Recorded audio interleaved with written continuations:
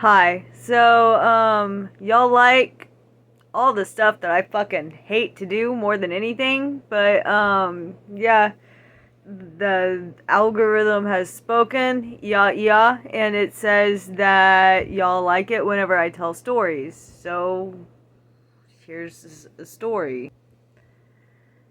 Cactuses looked completely unnatural in the snow. The entire town was a motel and a laundromat.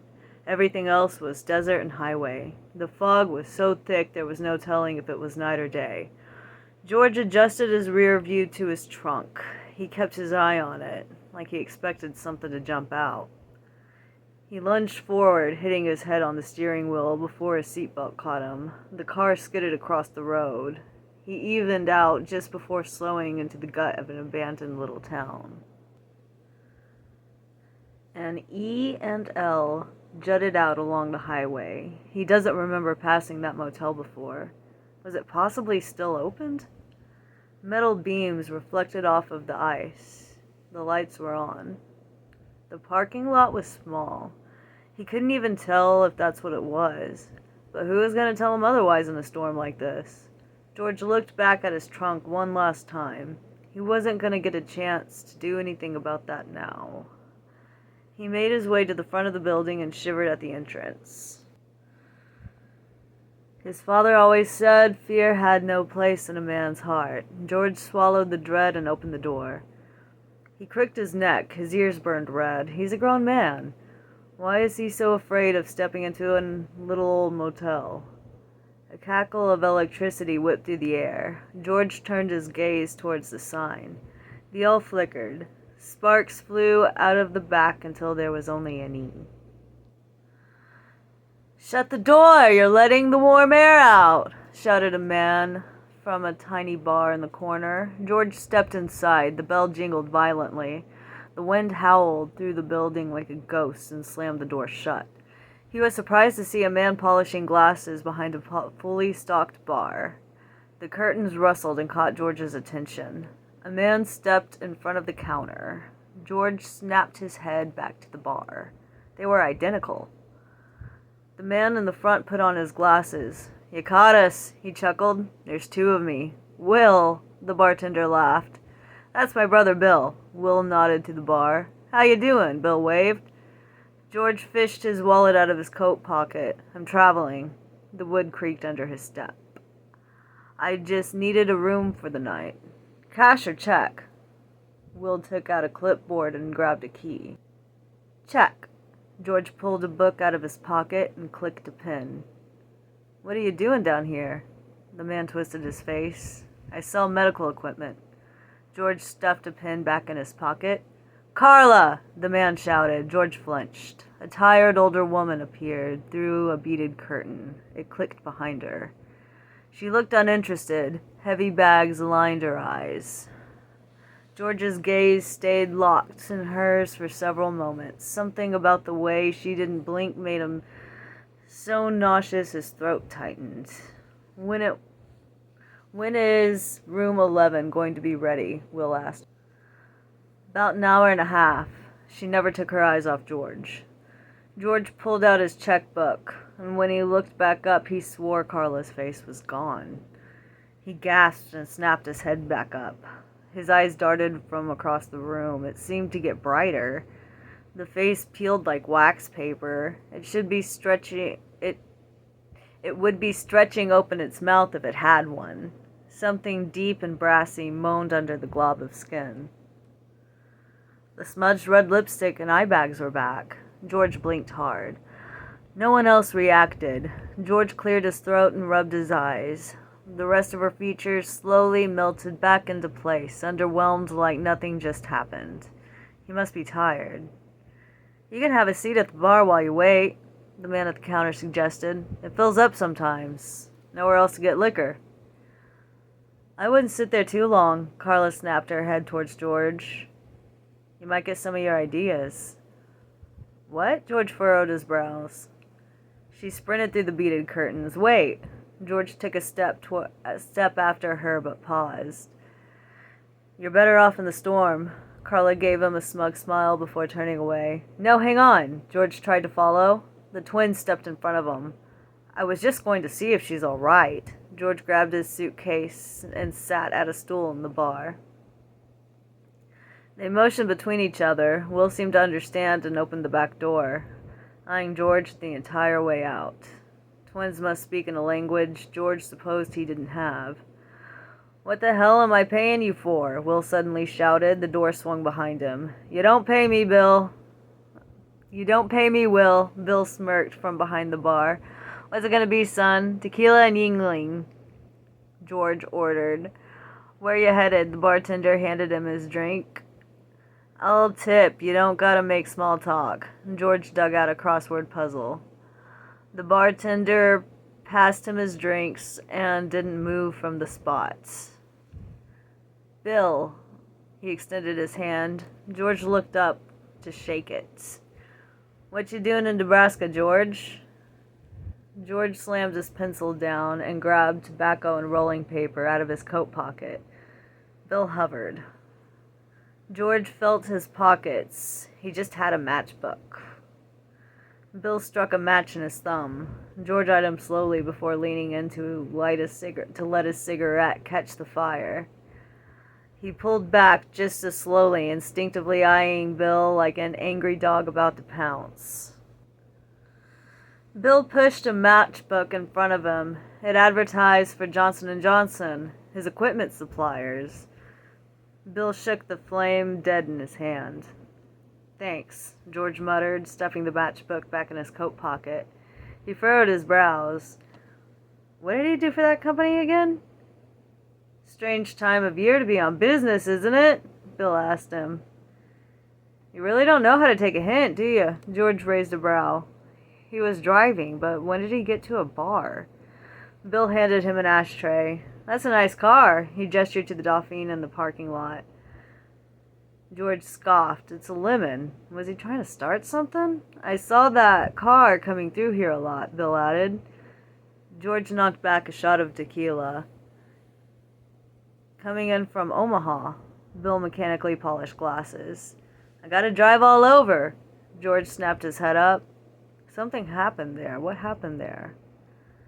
"You couldn't have always wanted to be a medical salesman, did you, George?" Bill raised his brows. "Who, as a child, says I'm gonna sell medical equipment?" He laughed at his joke.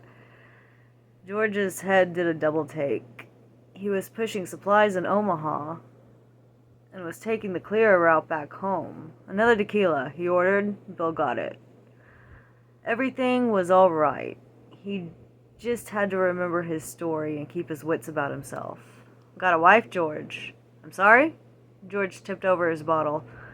Bill picked it up. He already had a rag in his hand. He set another beer down on a clean spot.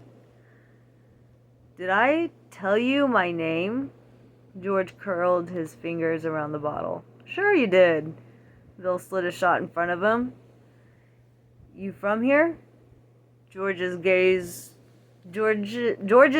was locked. His bottle swilled cold beer into his mouth. "You could say that," Bill winked. George's eyebrows knotted on his forehead. His eyes darted over Bill's face. This whole room just felt like a puzzle. "I'm from New York," he shrugged. "I was in Kentucky on business." Awful long drive," Bill said slowly.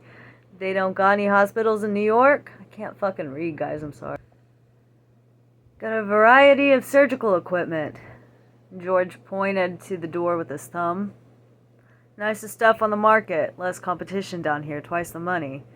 Bill put another shot glass in front of George and filled it with more tequila. "On me." "Thanks." George drank it. "How's bartending out here?" He tried. "Slow," Bill laughed. "About 300 people in this entire town. They got nowhere else to go. My brother's thinking of adding a restaurant and a general store." He gestured to the identical man in a hushed, heated conversation with that woman. George squinted at Carla. Her face was different every time he looked at her. Her teeth were more even. Her eyes looked younger. "Surely you get a lot of business from the highway." George turned back to the bar. He tried not to think about Carla's face any longer. "We sure do," Bill nodded. "Lots of artists pass through here." George laughed. Suddenly a pleasant buzz warmed his skin. "Yeah," he breathed the word after a contented swig. When I was a kid, I only ever wanted to draw, George remembered fondly. Bill nodded once, encouraging George to talk. I had a cartoon idea. George's smile faded. Adventures a kid had with an alien imaginary friend. I had an alien doll as a boy. All the adventures they went on. Bill paused, wiping the counter, and leaned forward with his chin on his fist. My dad bought it for me on a family road trip. George dropped his gaze to the table. It was the last time I remember my dad being happy. What kind of adventures? Bill's voice was dark. It still had a smile in it. He would, well, in the cartoon, take him up to space. The laws were different there. Like what? Bill pried. Well, setting off fireworks. They both laughed. Tagging property. He trilled off, clearing his throat. Petty theft. George sloshed his drink in the bottle. Bill's smile looked wider than mouths were supposed to go. Was it that big this whole time? George shook his head. Little things, he kept talking. They wouldn't matter on his planet. Things boys got up to, you know? What else? Bill passed him another shot. Well, George frowned. Well, my mother took the doll away. She thought that I outgrew him. It was a stuffed toy. We got it from Roswell. You from New Mexico originally? Bill asked. My dad moved around a lot. Military, you know? George took a swig. He had PTSD real bad. Your alien friend. Did he ever sound like your dad? Sometimes, George laughed. When he looked back up, he saw his father in his blues. He jumped back with a gasp. You all right, George? Bill was in his purple button-up and black trousers again. Well, I'm feeling that tequila. George's head took a beat. He plucked a cigarette out of the ashtray and took a long drag. What about Mrs. Owens? George closed his eyes slowly. It looked like stars in space. It was less disorienting to open them wide. It was only a few shots. He had more than that from his flask on his way here. Why was the tequila hitting him so hard? Damn, this is the best drunk that I've ever had, George remarked, stretching his fingers in front of his face. His whole body warmed. His head felt like it squeezed all of his problems out of his brain. Where are you headed, George? The bartender leaned closer. George swore he saw a glimpse of his father's glasses. He squinted. He's seeing things. Bill didn't wear glasses. The other guy did, though, didn't he? He couldn't even remember what he was worried about on his way here. But where was he going? What happened before he sat down? I don't remember. George squeezed his eyes shut. He regretted it. He gasped and opened his eyes as soon as he did. He forgot why he wasn't closing them. The smile never left Bill's face. What happened to Mrs. Owens? Bill was definitely wearing his father's glasses. He called them his BCGs. She was my teacher in 4th grade, George said. The smoke from his cigarette got into his eyes. They were starting to water. Times were a lot different back then, weren't they? Bill nudged. She would, George winced. Have a stare into the sun. He squinted one eye, the other fixed on the barrel of his bottle. He waved his empty glass. Bill snapped the cap off of a fresh bottle. It hissed. George drank a quarter of the bottle in 2 gulps.